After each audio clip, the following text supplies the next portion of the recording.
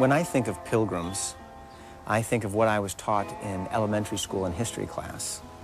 We think of pilgrims coming over in these funny black and white suits with big hats and belt buckles on their shoes and turkey guns.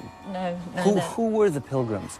Broadly speaking, they were part of the Puritan movement, and to really understand where they're coming from, you need to understand what a Puritan is. Yes. Because for the first time, the Bible is printed in English and put into every church, because until that point, there were Bibles in English being smuggled into the country, and they were deemed to be heretical.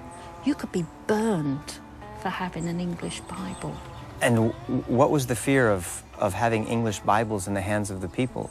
What would happen if every Tom, Dick and Harry got to read the Bible for themselves and then started to study it, for goodness sake, and realised that the church in the Bible, as Christ had deemed it should be, was not this church with bishops in palaces, growing rich when the parishioners were starving on the land.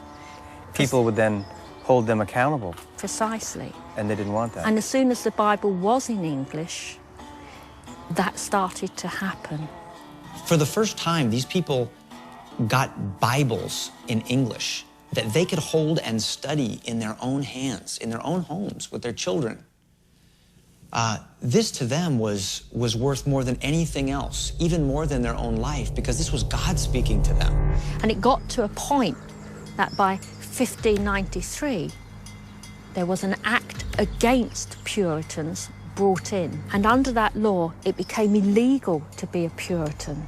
Anybody that disagreed with Elizabeth's new church settlement got this name that you could spit out like a curse: Puritan. The state, the Queen, the monarch, used the clergy as their mouthpiece to control you. And because of that, you had the government controlling the church and the church controlling the people.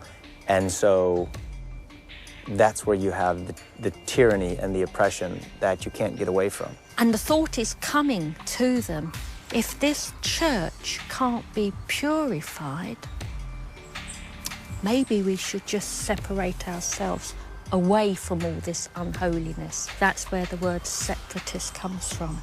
And that's the dangerous step, because you're stepping away from the church and you're denouncing